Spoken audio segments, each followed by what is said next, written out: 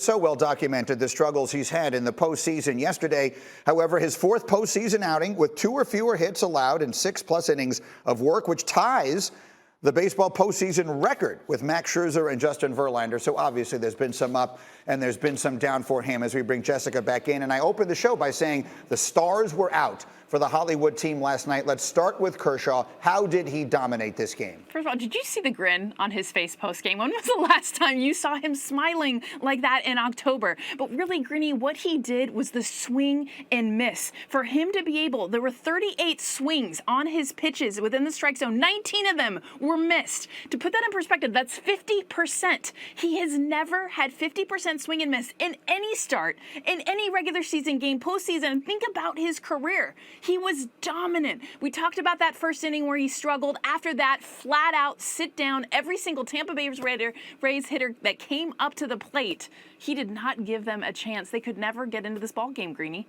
No, they couldn't, and part of the reason then was the other of the 2 Dodgers stars, and that's Mookie Betts. So when I woke up this morning, Jessica, the name Mike Trout was trending, and I thought to myself, what happened with Mike Trout? People are now comparing Mookie Betts and saying he's the best player in baseball all around, not Trout. When you hear that, what's your reaction?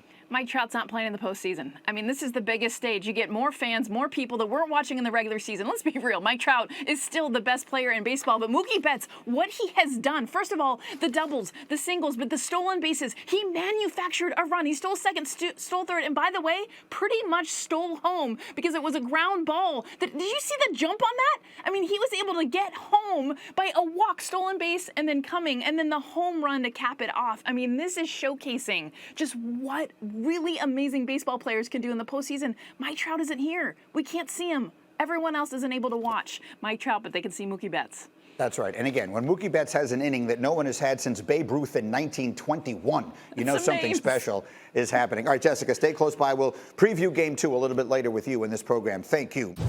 Did Kershaw dominate the Rays in Game 1?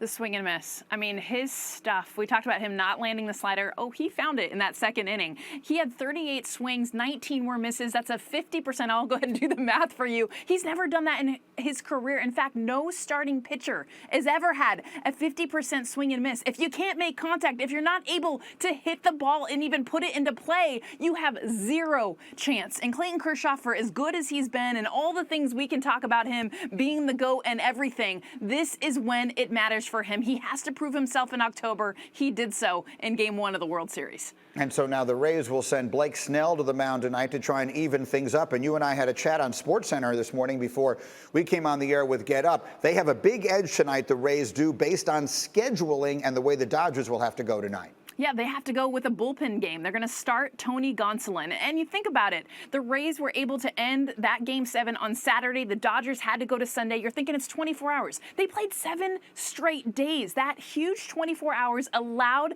the Rays to set up their starting pitching the way they wanted. The Dodgers find themselves in a bit of a hole in Game 2. This is the advantage. Now, Blake Snell, we saw it with Tyler Glasnow. He had 6 walks. Blake Snell, 100+ pitches in 3 1/3 inning, his last outing. He has to go after these hitters. The Dodgers are so patient. Blake Snell has the stuff. Remember, he won the Cy Young in 2018. So this is advantage Rays if Snell can throw strikes and attack this lethal Dodgers offense.